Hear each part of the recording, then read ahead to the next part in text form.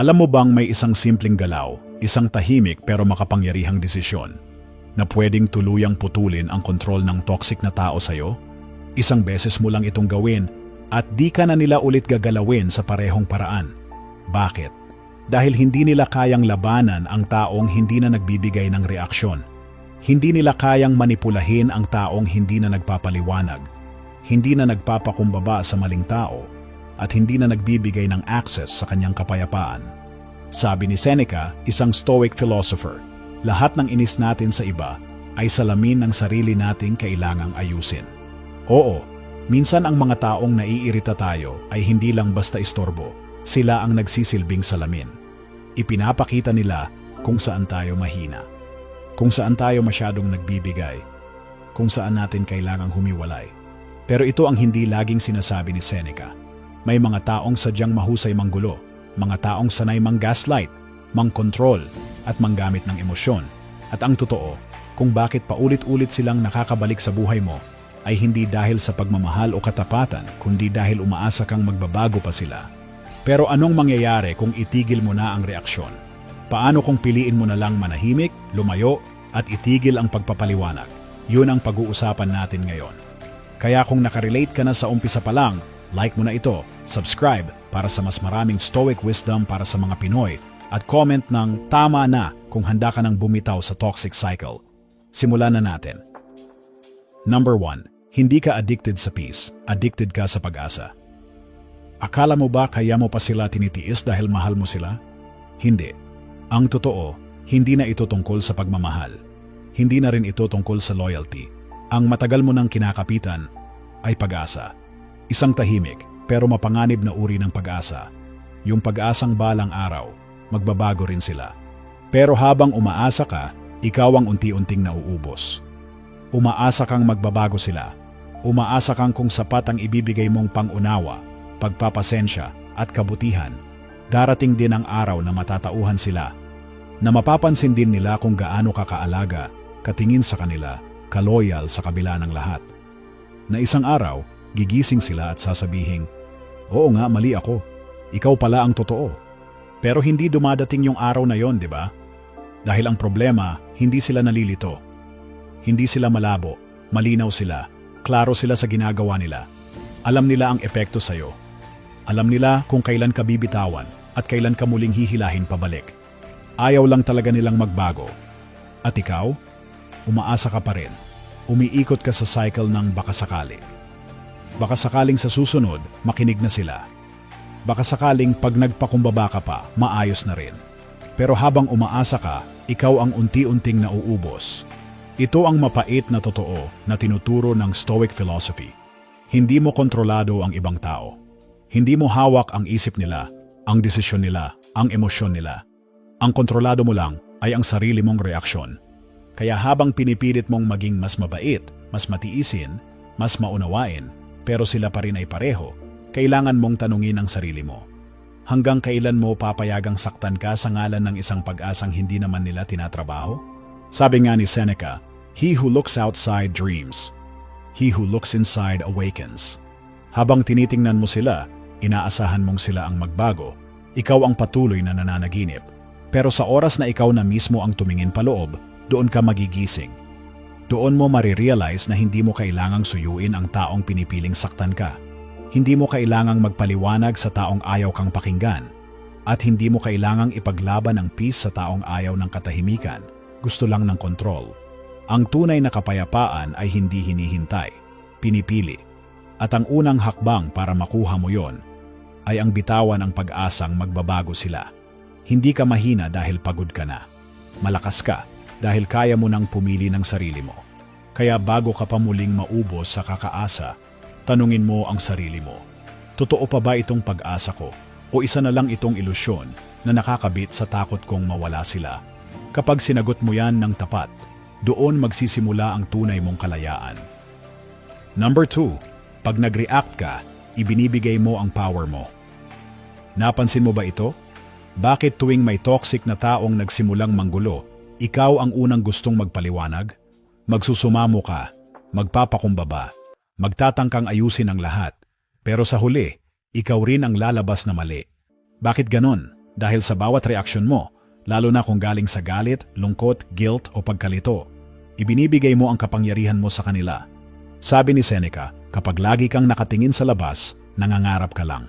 Pero kapag natuto kang tumingin sa loob, doon ka magigising. Ang totoong gising ay hindi yung marunong lumaban, kundi yung marunong pumili kung kailan tatahimik. Hindi lahat ng sitwasyon kailangan sagutin. Hindi lahat ng atake kailangan ipaliwanag. Kasi minsan, yung paliwanag mo, yun pa ang ginagamit laban sa'yo. Toxic people are not confused. Sanay sila. Marunong silang manggulo. Marunong silang gumamit ng salitang sorry, pero sa tono na parang ikaw pa rin ang may kasalanan. Marunong silang ngumiti habang tinatapakan ka. Marunong silang umiyak, pero hindi dahil sa konsensya, kundi para lumambot ang puso mo at ikaw ang muling sumalo. At kapag nag-react ka, kapag sinagot mo sila, kapag nagpadala ka sa guilt o drama, boom, panalo sila. Bakit? Dahil nakuha ka nilang bumaba sa level nila. Nakuha ka nilang maglabas ng energy. Nakuha ka nilang pumasok ulit sa cycle. At sa Stoicism, ito ang tinatawag na emotional slavery. Ikaw yung nakakadena kahit hindi mo alam. Hindi ka nakakadena sa katawan, kundi sa emosyon. Paulit-ulit mong sinusubukang ipaintindi ang sarili mo sa mga taong wala namang intensyong unawain ka.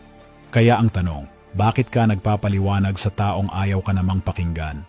Bakit mo pa nililinaw ang intensyon mo sa taong sadya kang binabaluktot? Hindi mo kailangang sumigaw para marinig. Hindi mo kailangang dumipensa para mapatunayan ang halaga mo. At higit sa lahat, hindi mo kailangang ipaliwanag ang sarili mo sa mga taong hindi naman karapat-dapat marinig ang katotohanan mo. Sa Stoic philosophy, ang katahimikan ay hindi kahinaan. Ito ay disiplina. Ito ay kontrol. Ito ang sandata ng matalino. Kaya sa susunod na gustuhin mong sumagot, huminga ka muna. Tanungin mo ang sarili mo, karapat-dapat ba siyang marinig ang reaksyon ko? At kung ang sagot ay hindi, tumahimik ka. Dahil sa mundong puno ng ingay, ang katahimikan ay isang anyo ng revolusyon. Number 3. Toxic cycle. Ikaw ang kanilang emotional dumping ground. Minsan ba naramdaman mong para kang basurahan ng emosyon ng ibang tao? Yung kahit anong gawin mo, kalma, bait, pasensya, para bang ikaw pa rin ang sumasalo sa lahat ng bigat, galit, sama ng loob, o kahihiyan na dapat ay kanila pero ibinabato sa'yo? Ganyan gumalaw ang toxic na tao. At kung ikaw yung taong may pusong malalim, may malasakit, at takot maka-offend, ikaw ang perfect target nila. Bakit? Kasi alam nilang hindi ka agad lalayo. Alam nilang susubukan mo pa ring intindihin sila. Alam nilang may parte sa'yo na laging gusto silang ayusin. At doon ka nila inuubos. Ang tawag dito sa Stoic philosophy ay emotional transference. Hindi mo na namamalayan, pinapasan mo na yung mga bagay na hindi mo naman kasalanan. Ginagawa ka nilang sponge ng lahat ng toxicity nila habang sila ay gumagaan at ikaw ang napapabigat. Sabi ni Seneca, hindi mo dapat pinapapasok ang tao sa isipan mo kung wala naman silang intensyong respetuhin ang espasyong iyon. Pero anong ginagawa mo? Pinagbubuksan mo pa rin sila ng pinto. Inaalo mo pa sila kahit ikaw na ang sugatan. Pilit mo pa ring pinapaintindi na hindi ka kalaban, na handa kang umintindi. Pero habang ikaw ay kalmado, sila ay sinasamantala ang katahimikan mo.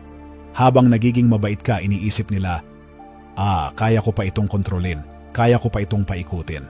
At minsan, hindi dahil malupit sila, kundi dahil sanay na sila. Sanay silang may sinusuyo, may umaako, may sumasalo. At pag wala silang responsibilidad sa sarili nilang damdamin, ikaw ang napipiling tagapasan. Hindi ito noble, hindi ito mature. Ito ay self-abandonment na disguised bilang kabutihan. Kaya tanungin mo ang sarili mo, bakit ako pa rin ang laging nagpaparaya kahit ako na ang sugatan? Hanggang kailan ako magpapagamit bilang basurahan ng emosyon ng taong ayaw magbago? Sa Stoicism, pinapahalagahan ang sariling kapayapaan. Hindi dahil selfish ka, kundi dahil hindi mo maibibigay ang kabutihan sa mundo kung ikaw mismo ay nauubos. Kapag tumigil ka sa pagsalo sa kanilang sakit, huwag kang magulat kung bigla silang manlamig o magalit. Bakit? Kasi nawalan na sila ng outlet. At sa totoo lang, hindi nila hinanap ang pagkakaintindi mo. Hinanap nila ang sakripisyo mo. Kaya sa oras na sabihin mong, tama na, hindi ko na pananagutan ang emosyon mong ayaw mong harapin, doon matatapos ang cycle at doon ka magsisimulang mabuo muli. Number 4. Hindi ka kausap para maintindihan ka, kundi makontrol ka. Minsan, akala mo may usap kayong dalawa.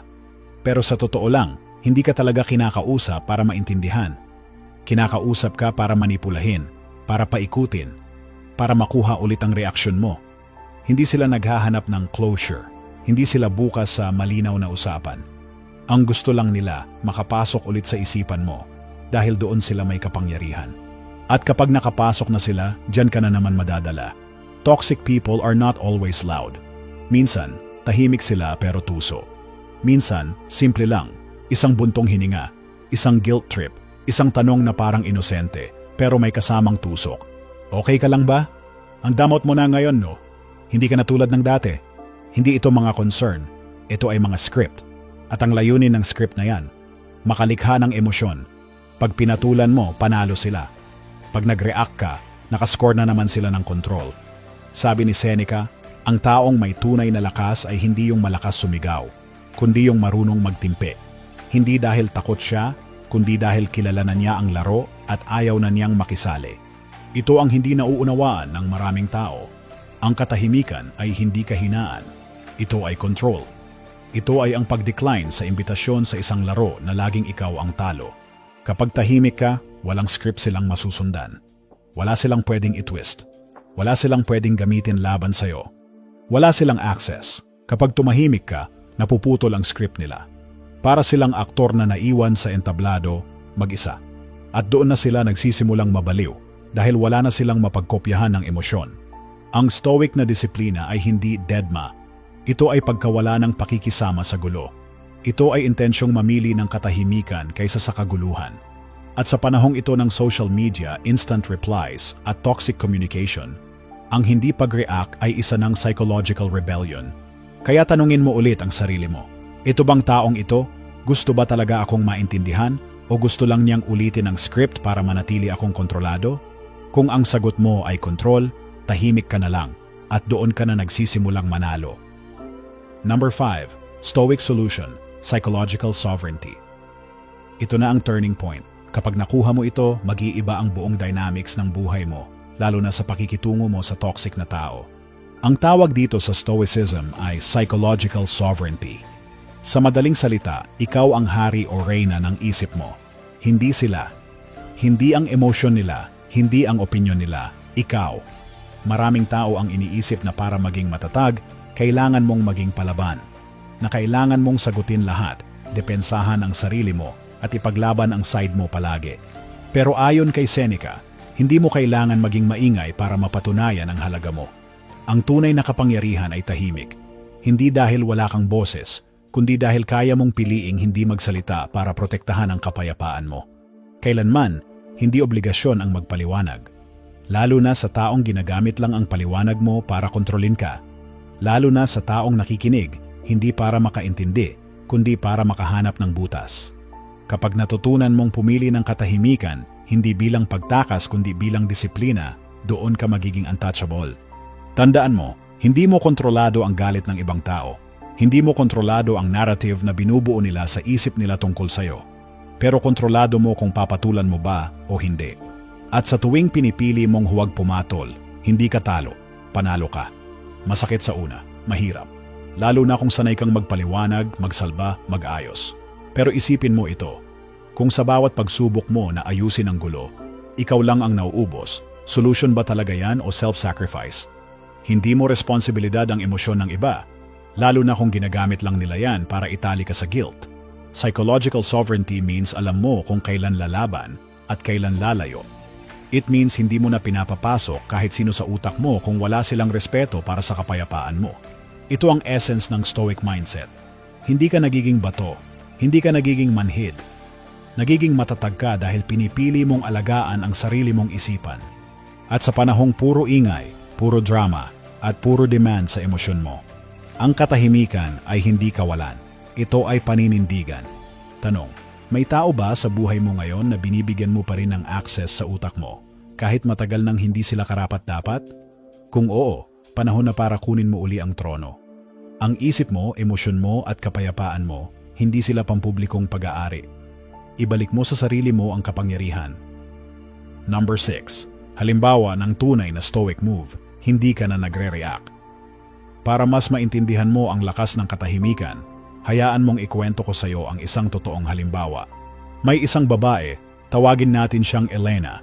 Si Elena ay may kapatid na mahilig magpasimula ng argumento. Hindi naman lantarang galit o bastos, pero laging may parinig. Laging may konting comment na may halong saksak. Tipong, hindi mo na naman naisip ito, no? Oo na, ikaw na lagi ang tama. Grabe ka na ngayon, hindi ka na tulad dati. Tuwing pinapatulan ni Elena, nauuwi sa gulo. Kahit magpaliwanag siya ng maayos, kahit mag-sorry pa siya, kahit hindi niya kasalanan, laging siya ang lumalabas na masama. At ang masakit, tuwing aayusin niya, mas lalo lang siya nauubos. Hanggang isang araw, nagbago siya ng diskarte. Hindi na siya sumagot, hindi na siya nag-explain, hindi siya nagalit, tumahimik lang siya. No text, no call, no confrontation, just silence. At guess what? Biglang nataranta ang kapatid niya. Naging sobrang bait. Nagsimulang magtanong kung may problema ba. Pero si Elena, kalmado lang. Hindi niya ibinalik ang dati niyang energy. At doon niya nakita ang totoo, hindi siya ang problema. Ginagamit lang siya bilang target ng kapatid niyang ayaw harapin ang sariling galit at insecurity. At ang katahimikan niya, yun ang bumasag sa pattern. Ganyan gumagana ang stoic move. Hindi siya dramatic, hindi siya explosive, tahimik, pero matigas. Hindi ka sumisigaw, pero malinaw. Hindi ka umaalis ng may drama, pero hindi ka na rin bumabalik. Sabi nga ni Seneca, ang taong marunong magtimpe ay taong marunong magmahal sa sarili. Hindi ka na sumusugod sa digmaan na alam mong talo ka na sa umpisa pa lang. Hindi ka na nagtatangkang baguhin ang taong ayaw naman talagang magbago. At dito mo makikita ang tunay na kapangyarihan ng Stoicism. Hindi ito tungkol sa pagiging passive. Ito ay tungkol sa mastery ng sarili. Kapag hindi ka na reactive, nagiging unpredictable ka. Hindi na nila alam kung paano ka gagalawin. At kapag hindi ka na nila kayang kontrolin, nawawala ang thrill nila. Kaya kung may Elena situation ka rin sa buhay mo, isang tao na laging pinipindot ang emosyon mo para lang may makuha sa'yo, subukan mong tumahimik. Hindi para manahimik habang pinapabayaan ang mali, kundi para pumili ng sarili mong kapayapaan kaysa sa gulong walang patutunguhan. Tahimik, matibay, malaya. Number 7. Ang tunay na kalayaan, hindi mo na kailangang maintindihan. Isa sa pinakamahirap tanggapin ay yung katotohanang hindi lahat ng tao ay kayang intindihin ka, at mas lalo nang hindi lahat ay willing subukan. Pero ito ang mas malalim. Ang pagnanais na maintindihan ng maling tao ay isang anyo rin ng pagkakakulong. Kaya mo ba talagang mapalaya ang sarili mo kung araw-araw ay sinusubukan mong ipaliwanag ang puso mo sa mga taong wala namang intensyong makinig? Sabi ni Seneca, ang tunay na kapayapaan ay hindi galing sa pagkakaintindihan ng iba. Ito ay nagsisimula sa pagkakaintindi mo sa sarili mo. Ibig sabihin, hindi mo kailangan ng validation para umusad. Hindi mo kailangan ng closure mula sa taong sanay sirain ang boundaries mo. At lalong hindi mo kailangan ng approval para piliin ang sarili mong kapayapaan. Kapag tumigil ka sa kakapaliwanag, doon mo makikita ang tunay mong kalayaan. Ganon ang Stoicism. Hindi ito tungkol sa pride o pagiging cold. Ito ay tungkol sa pagputol ng koneksyon sa cycle na paulit-ulit kang pinapagod.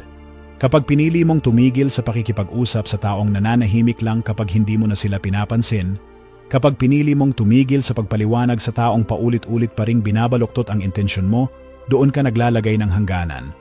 Hindi sa pamamagitan ng away, hindi sa bangayan, kundi sa katahimikan na may paninindigan. At ito ang masakit para sa mga toxic na tao. Wala silang magawa sa katahimikan. Hindi nila ito matwist. Hindi nila ito mabaliktad. Kaya't doon sila natatakot. Dahil kapag hindi ka na nagpapaliwanag, kapag hindi ka na nagpapahabol, kapag hindi ka na humihingi ng respeto, pero patuloy mo pa rin itong pinaninindigan, ibig sabihin, hindi ka na nila hawak. Tanungin mo sarili mo ngayon, sino sa buhay mo ang paulit-ulit mong sinusubukang ipaunawa ang sarili mo? Sino ang laging may dahilan, pero wala namang totoong pagbabago? At mas mahalaga, ano ang mangyayari kung tumigil ka na? Hindi mo kailangang ipaliwanag ang kalayaan mo. Hindi mo kailangang humingi ng paumanhin sa katahimikan mo. Kung totoo silang nagmamahal, hindi kailangan ng paliwanag. At kung toxic sila, wala rin namang paliwanag na sapat. Kaya ngayon pa lang, bitawan mo na ang pressure na magets ka nila. Ang tunay na kalayaan ay nagsisimula sa pagtanggap na hindi mo na kailangan ang kanilang pag-unawa para maging buo. Number 8. Pangmatagalang solusyon, tahimik, pero matatag. Hindi lahat ng katahimikan ay pagtakas, hindi lahat ng pananahimik ay pagtalikod. Minsan, ito ang pinakamatinding anyo ng pagtatanggol sa sarili. Sa panahon ngayon kung saan lahat ay may opinyon, lahat ay may rebuttal, at halos lahat ay gustong marinig, ang hindi pagsagot ay tila rebelde. Pero sa Stoicism, ito ay tinatawag na paninindigang tahimik. Karamihan kasi sa atin, iniisip, kapag hindi ako nagsalita, baka isipin nilang ako ang may mali. Kapag hindi ko ipinaliwanag ang side ko, baka isipin nilang totoo yung sinasabi nila. Pero heto ang tanong, ilang beses mo nang ipinaliwanag ang sarili mo at nauwi pa rin sa pagdududa, pagbaluktot o pananahimik nilang hindi totoo? Ang Stoic solution? Tumigil ka. Tumigil kang sumagot sa bawat tanong na may halong guilt. Tumigil kang magpaliwanag sa taong hindi naman talaga nakikinig. Tumigil kang bigyan ng emosyon ang taong pinapakain lang ang sarili nilang ego gamit ang reaksyon mo. Let them talk to your absence. Let them sit in the silence that follows their own chaos. Hindi mo kailangang mag-post ng goodbye. Hindi mo kailangang mag-text ng last message. Hindi mo kailangang gumawa ng eksena para lang ipakitang tapos ka na. Ang katahimikan mo ang mismong mensahe. At kung hindi nila yon nararamdaman, ibig sabihin hindi sila konektado sa iyo sa tamang paraan, simulat sa pulpa lang. Sa Stoic philosophy, tinuturo na ang boundaries ay hindi laging sinasabi. Minsan, ito ay pinapakita, tahimik, klaro, hindi nagpapaliwanag. Kapag tahimik ka, hindi ibig sabihin na wala kang lakas. Ibig sabihin, pinipili mong huwag nang magsayang ng lakas. Seneca once said, "Your vision becomes clear when you turn inward." Kapag sobrang nakatutok ka sa panlabas na gulo, naliligaw ka. Pero kapag tinutukan mo ang sarili mong isip, puso, at hangganan, doon mo lang makikita kung sino talaga ang karapat-dapat sa energy mo. At kung may taong paulit-ulit kang pinapaliit, pinapatahimik, o pinapaikot-ikot, huwag ka nang sumigaw, tumigil ka na lang. Tahimik pero buo, tahimik pero desidido, tahimik pero may paninindigan. Kasi minsan, ang hindi pagsagot ay hindi pagkatalo. Ito ay tagumpay na pinili mong hindi ipagdiwang sa harap nila dahil alam mong hindi nila ito maiintindihan. Number 9. Gumising ka. Di lahat karapat-dapat sa energy mo. Gumising ka. Hindi lahat ng tao na may access sa iyo ay karapat-dapat. Hindi lahat ng humihingi ng atensyon mo ay tunay na nagmamalasakit. At hindi lahat ng lumalapit ay dapat pagbuksan.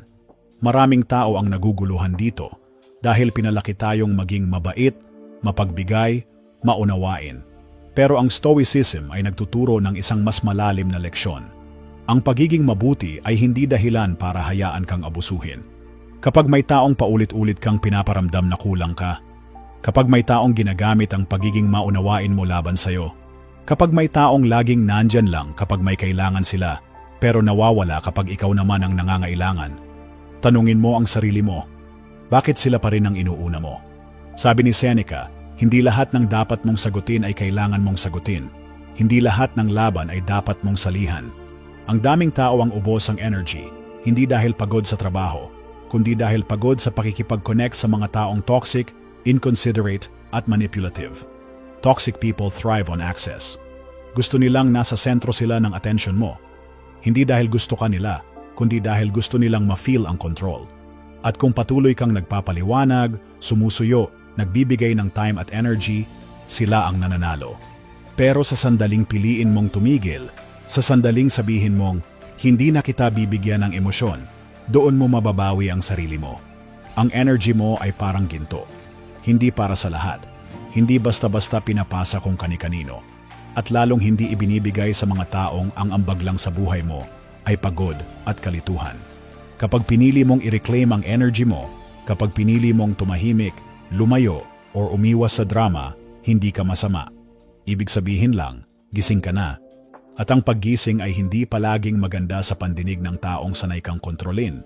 Magagalit sila, magtataka, magmamanipula. Pero hindi mo na yon problema. Hindi mo kailangang ipaliwanag kung bakit mo pinoprotektahan ang sarili mo. Kasi kapag gising ka na, kapag buo ka na, kapag malinaw na sa'yo ang halaga mo, hindi ka na basta-basta magpapagamit. At sa mundong ito na puno ng mga taong umaasa sa reaksyon